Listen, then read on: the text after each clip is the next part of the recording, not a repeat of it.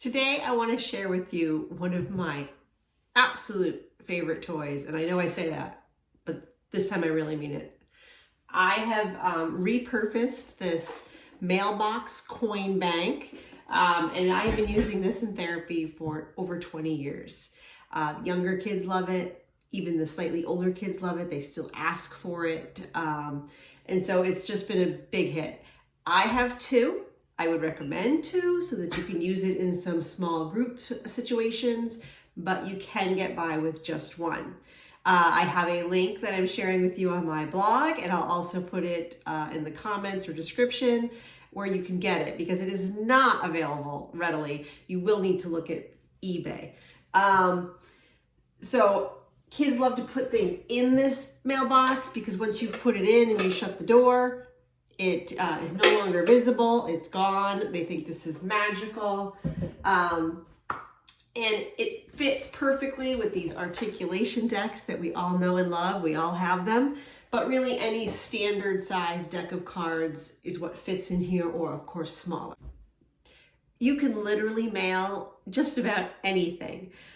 With my youngest kids, a lot of times when we're just starting out, we might use a set of pictures that shows themselves, their classmates, peers, teachers, articulation cards, obviously, verb cards. We can do it all in the present tense, or we can even put out, it will happen, it is happening, it happened. We can do theme-based vocabulary pictures, big, medium, and small. The best part is when the small fits right into the coin slot. The kids think that's absolutely amazing and hysterical. Minimal pairs, obviously, he, she, and they with actions, and then singular versus plural. So this can literally be expressive language, receptive language, articulation, listening. You can do anything with this toy. So what I typically do if I have just one student that I'm working with one-on-one, I have my set of pictures and I'm going to label them in speech and sign as they lay them down on the table right in front of them. So go, go, goat, goat, so, soap, soap, bow, and boat.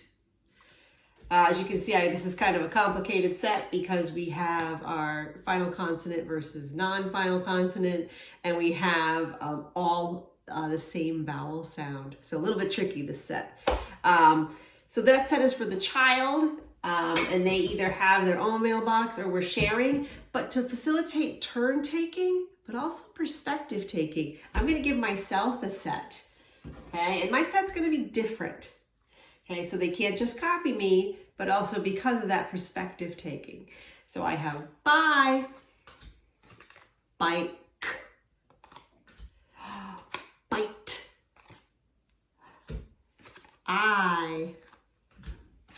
ice,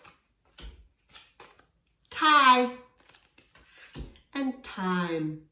Again, pretty complicated set here. We have presence and absence of final consonant as well as all the same vowel sound. So tricky sets. So now I'm going to say, okay, I'm going to use my acoustic hoop because now this can be a listening task for our deaf and hard of hearing students. It can be a receptive sign task, or it can just be it's your turn, receptive language. So I'm going to use my acoustic hoop and show you a listening activity. And I'm going to say, boat, boat, okay? So hopefully they're gonna find that right picture, and if not, I'm gonna show it and I'm gonna sign it, because at the end we want success. Remember, this can really only be a listening activity, an auditory skill activity, if these words are in the child's repertoire, okay? If I say boat, but they don't know what a boat is, I'm not really testing their listening, am I? So we need these words, these pictures to be some words that they understand and they're in their receptive language. So the great part is now they've mailed it. Let's say they've mailed that card. Now it's my turn, and I'm going to either have my own box or I'm going to take this box so that's very clear it's my turn, and I'm going to hand them the hoop. Now, I don't care if they use it or not, but that kind of helps them understand, your turn, your turn. Now, here's the tricky part. They cannot just look down at their pictures and point, because their pictures are different than my pictures. And so it's that extra, oh, wait, and they're looking over. And they have to look over at your cards and realize that you have something different, and they can't just point to what they have in front of them. So it's really great for perspective taking and turn taking. Now, if I have 2 students or even 3 students, I might do this a little differently. I'm going to probably give 2 students the same sets of cards, but then we're going to have that third chair. And that's either going to be me or a third student who's in the teacher chair. And the teacher is the one who gets to say or sign or tell what to mail. So then after 2 or 3 turns, we switch and we switch so that everyone gets a turn to mail, but also gets a turn to be the teacher and tell what to mail. What makes this activity so great is that you can use it with so many different materials. And at the end of the day, if you're doing a turn-taking type of activity, you can target listening, you can target vocabulary, you can target articulation, receptive and expressive language, sign language. You can do grammar if you're doing the plural S, the singular S, or the verb tenses. It's a great way to target lots of different skills all at once. But the best part, and the kids' favorite part, of course, is let's say we've mailed all of our cards. Okay, everything is in the mailbox, great core language. In the mailbox is full, it's full.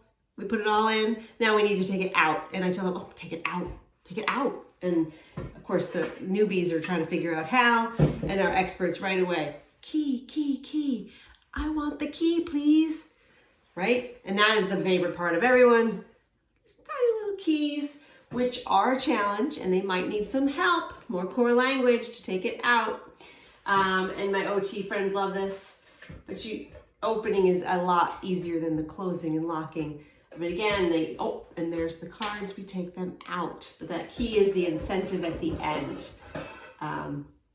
Absolutely one of my favorites. So check out my blog, click on that link, and get one for yourself.